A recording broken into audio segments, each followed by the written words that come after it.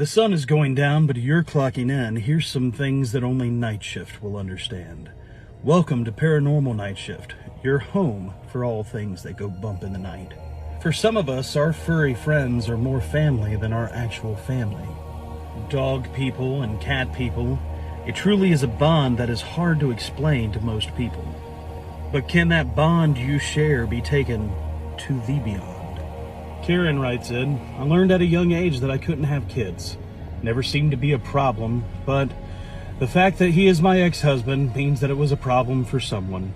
We got divorced, and surely enough, he went and found someone else, and now they have a lovely family. I didn't think it bothered me that much, but seeing pictures of them on Facebook just drove me crazy. I knew I needed some sort of companionship. All my friends were telling me that I needed to go get a cat, but I didn't want to be a crazy cat lady. But I took their advice. I went to the local shelter and I found this beautiful cat, and I took him home.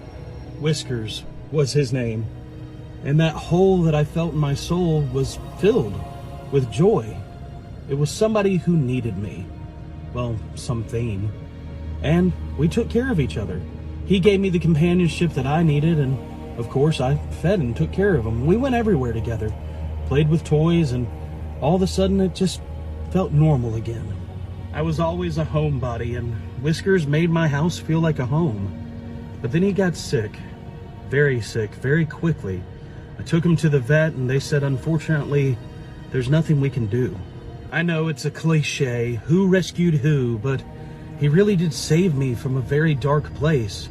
And unfortunately, now I was in a position to where I had to make a decision for his well-being. We put him down, unfortunately, and it broke my heart. I didn't know what to do. I buried him in a small garden in the backyard, and I would find myself going out there and just sitting by him, reading books, just talking to him as if he was still around.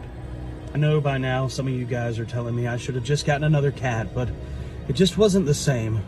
I planted a rose bush on top where we buried him, but the bush would never actually plume roses.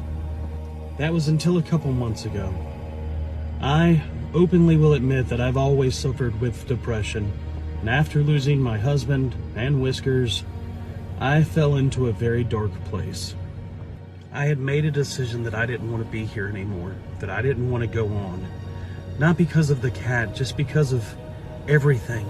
Nothing seemed to be going right for me, and I got in a very dark place.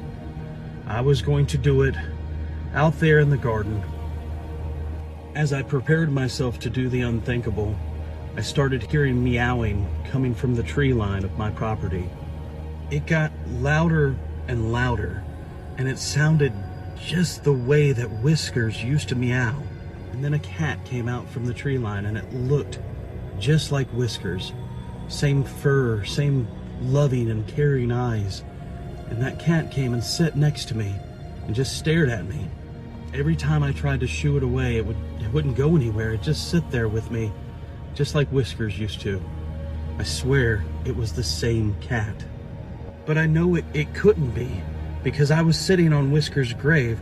There's no way it could be the same cat, but it was. It looked just like my cat. And somehow the cat knew what I was going to do, and it just sat there with me, just like Whiskers would have.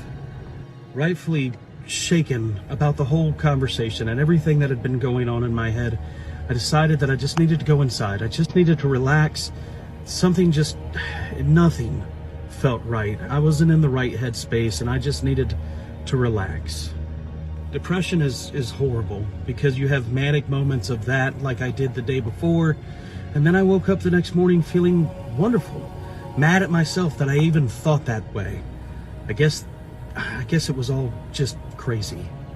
I walked outside to see if I could maybe find the cat again. Maybe I would invite this cat into my home. And I walked next to the rose bush that had never had flowers on it. But right there on the rose bush, for the first time since I lost my cat, there it was, the tiniest little rosebud. I know it sounds foolish to think, but maybe it was Whiskers' way of telling me that I am enough, and that he is still with me.